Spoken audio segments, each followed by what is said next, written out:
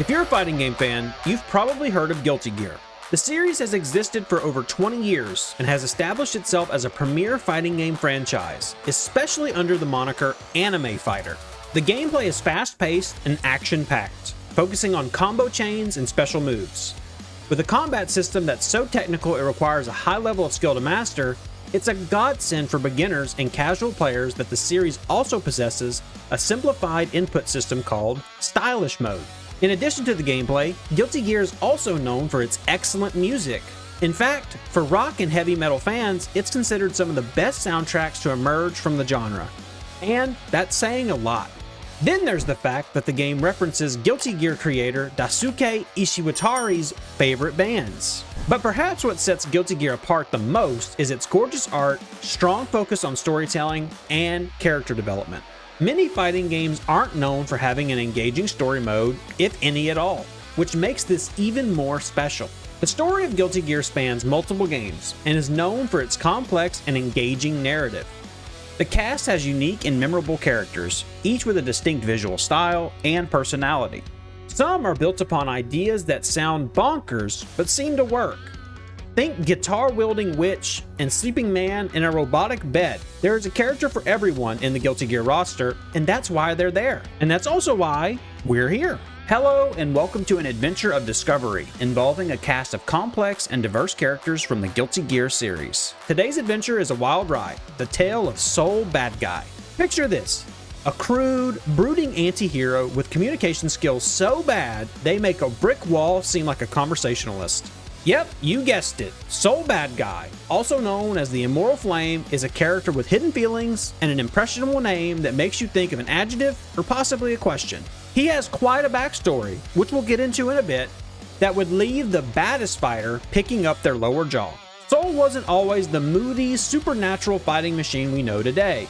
Born Frederick Bulsara, that's right, a nod to the legendary Freddie Mercury, Salled starts as a scientist with an incurable romantic side, working alongside his love, Aria Hale, and his totally not ominous best friend, That Man. Seriously, who names their kid That Man? Aria and Frederick's love story takes a tragic turn when she's diagnosed with a terminal illness.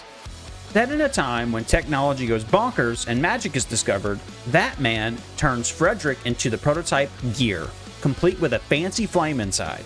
But Frederick doesn't let his new Gear status get him down.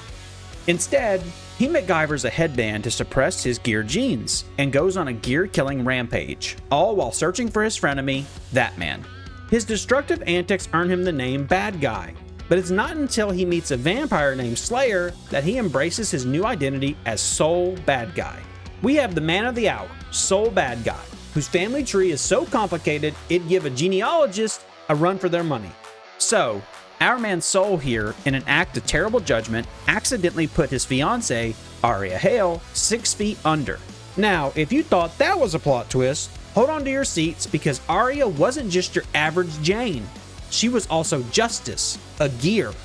Talk about having a complex relationship status. Up next, we've got Dizzy, who's possibly Salled's daughter, but surprise, surprise, she's also the reincarnation of Justice. So, if you're keeping track, Salled's fiancé, who he killed, decided to come back not as a ghost to haunt him, but as his potential offspring.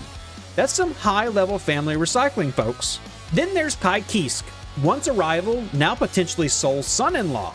It's like Salled decided to take that keep your friends close and your enemies closer thing way too literally.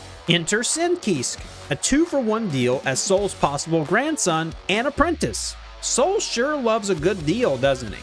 And lastly, we have Jacko Valentine, a clone of Aria and one of the Valentine sisters. Because nothing says moving on like having a clone of your ex around. Despite all the chaos, Salled tries to keep his cool, acting like he's too tough for emotions. But don't let that fool you. Under that gruff exterior is a guy who cares deeply about his family, even if they are a mismatch of clones, reincarnations, and potential in-laws turned into former rivals. What a ride! Salled's impact on the fighting game world is undeniable. His one-liners, smirks, and absolute swagger, and what's a legendary character without an epic weapon? Buckle up, folks, because we're about to embark on a journey through some of Salled, Badguy's impressive, and let's be honest, slightly over-the-top collection of swords. First, we've got the Fire Seal and the Flashing Fang. And no, it's not some bizarre dental equipment. They combine into the Junkyard Dog, which sounds more like a guard dog at a scrapyard than a sword. Who am I to judge? And the grand finale, ladies and gents, the Outrage Mark II from Guilty Gear Strive, or as I like to call it, the Swiss Army knife of magical doom. It's a magic amplifier, a gear destroyer, and an energy transporter all in one. This thing has so much power that Soul split it into 8 parts so he wouldn't accidentally blow up a planet or two when he's having a bad day.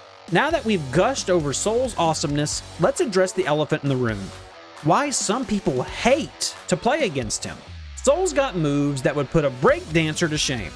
His destructive antics manifest his damage output. Soul can dish out damage like nobody's business. Making one mistake against him feels like the end of the world. Soul is the guy who's always in your face, never giving you a moment to catch your breath.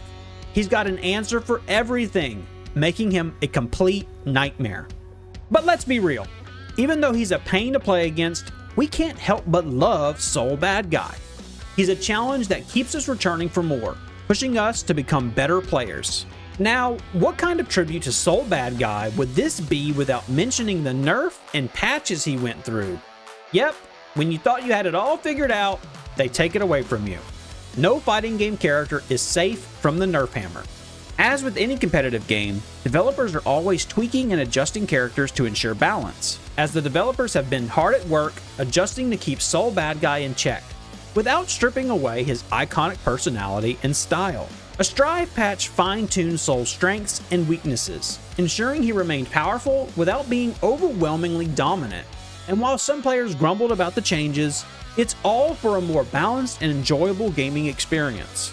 In Strive, Soul's identity as a gear and his origin story is revealed more explicitly. The game's climax saw Soul lose his gear cells, transforming him into a regular human, Frederick. This is a huge development for Soul's character, as his gear abilities have been central to his character since the beginning of the series.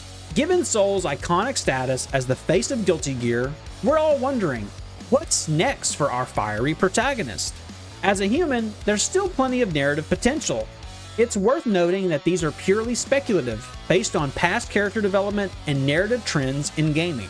First, we could see a continued focus on Soul. His story is far from over, and there's plenty of narrative potential in his adjustment to humanity and evolving relationships with other characters. Secondly, Soul's transformation opens opportunities for new gameplay mechanics. Players may have to develop new skills and strategies as Soul compensates for his lost gear powers. Thirdly, Soul might step into a mentor role. With his vast experience and wisdom, he could guide the new generation of fighters while remaining a key part of the game. Fourthly, we might see Soul on a mission to regain his powers. Exploring deeper into the origins of the gears could be an exciting direction for the storyline. Finally, considering Soul's status, Arc System Works might introduce a legacy character, continuing Soul's story through a new character linked to him, or even a direct descendant. So what do you think lies ahead for Soul in the next Guilty Gear? Share your thoughts in the comments below. And there you have it, the concise DashFight Soul Badguy experience. If you enjoyed this ride, don't forget to hit that like button and subscribe to our channel for more gaming content, and check out our website, DashFight.com. Until next time, keep your imaginations wild and your gaming spirits high. Thanks for watching, and see you in the next round.